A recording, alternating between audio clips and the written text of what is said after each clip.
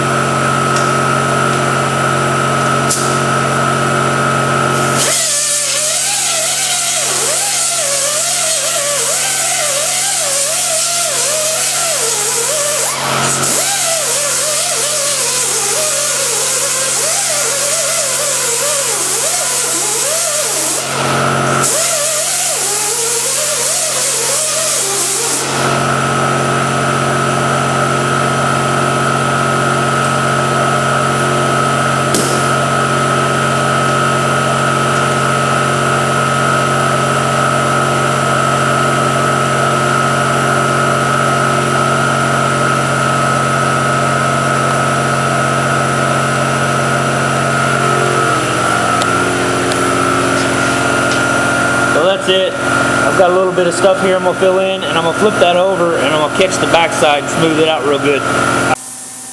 Alright guys, there's the finished deal. I put a little bit of glass over that. There's the backside. A little bit of glass on that. Be good to go. So I'm going to try this one different, and I'll let you know how that turns out. Like I said, I'm going to pull it up from underneath. Oh, let's see.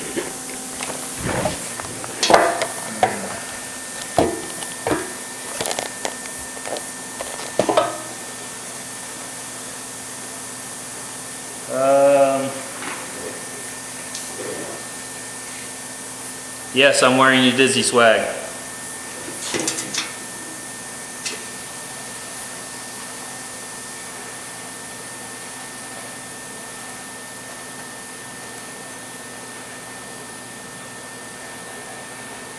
Alright, so I'm going to pull this from underneath this time. Alright, cover your eyes.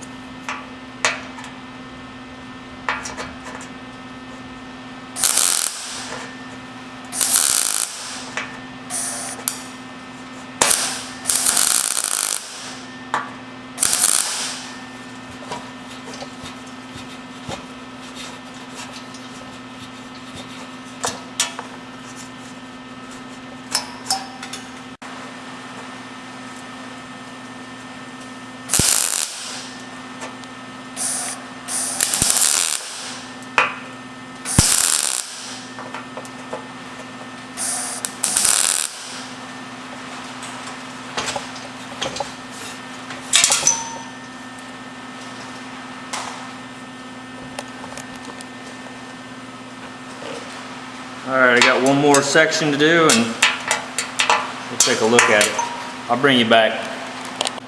Alright, that's what you got from the top side. And this is what it's going to look like from the bottom side. You can see your little rod in there. What I'm going to do is I'm going to take and grind that down. And I'll show you what I'm going to do here. I'll just set you over here for a second. Hopefully that doesn't vibrate too bad, but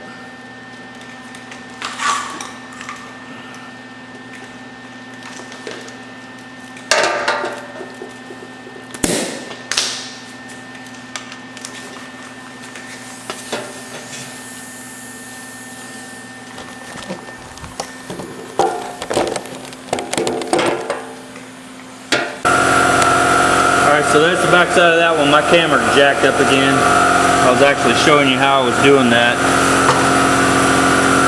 It gets kind of frustrating. I need to get something else, GoPro or something, I don't know.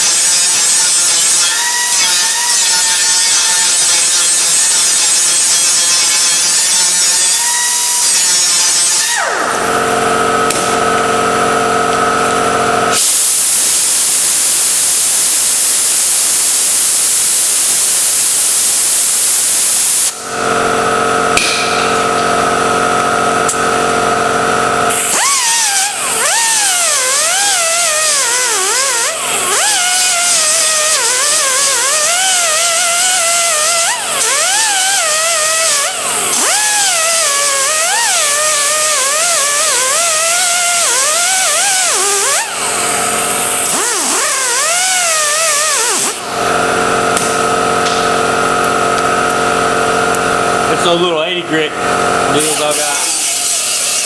They work pretty damn good.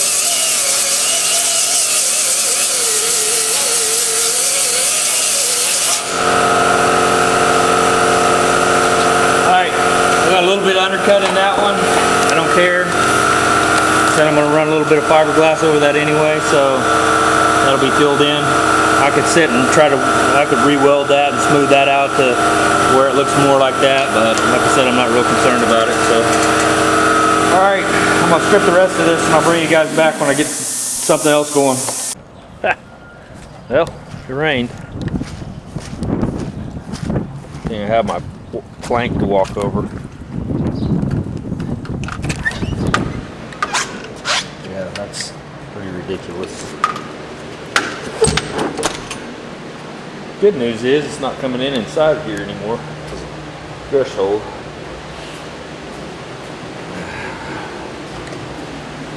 Alright, let's see where I was at when I left. I got most of this hooked up. I got to come back over these bottoms and clear it and get these cleared up. And then I'm going to clean this up and mix my epoxy, get it inducing, clean this, get it, let it sit for a little bit. And that's what I'm going to do. I'll bring you guys back when I start spraying this stuff. See you.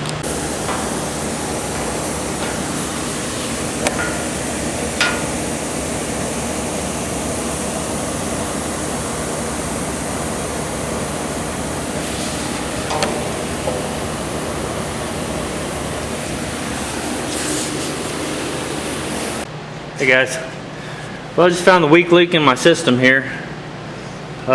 Anything that's hardlined has been fine. This I haven't had any problems with yet, but this one just blew off here and it ain't liking it too well, so that sucker is hot. Wow. So yeah, I don't know, I may have to do something different with these hoses.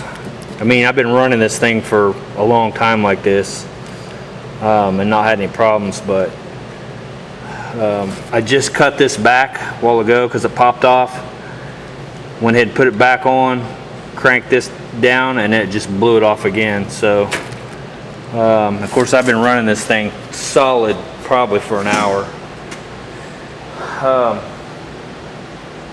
Trying to strip all of that. I wasn't going to strip the back of that, but I got to stripping a little bit off there and saw that there's rust underneath it, so I decided to go ahead and just strip the whole daggum thing. And you want to know if that's a pain in the ass? Oh yeah. Yeah. That is a pain in the ass. Not digging that at all. But what do you do? You know?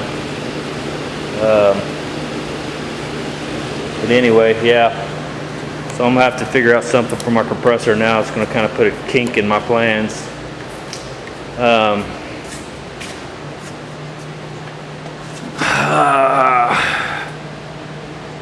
I don't really want to run a solid hard line across from that. So I'm not real sure what I'm gonna do yet. I may go look at some other options for hoses, maybe some of the hydraulic hose like I got here. This stuff is like badass. So I may have to figure out something like that to come out of there. Now this one came with these little guys, and these are crimp deals or whatever. So I don't know. I'll mess with this for a little bit and figure out something. I'll talk to you guys in a little bit. See. All right, there that is, all stripped down and pretty shiny. The backside, it's all stripped down and pretty and shiny, best I could get it. A few nooks and crannies here and there that I couldn't get to, but whatever. Backside, right? So, due to circumstances beyond my control, because I just drove around town looking for fittings to fit. Here's the only issue that I can see with doing something like this, because these aren't really made to go together.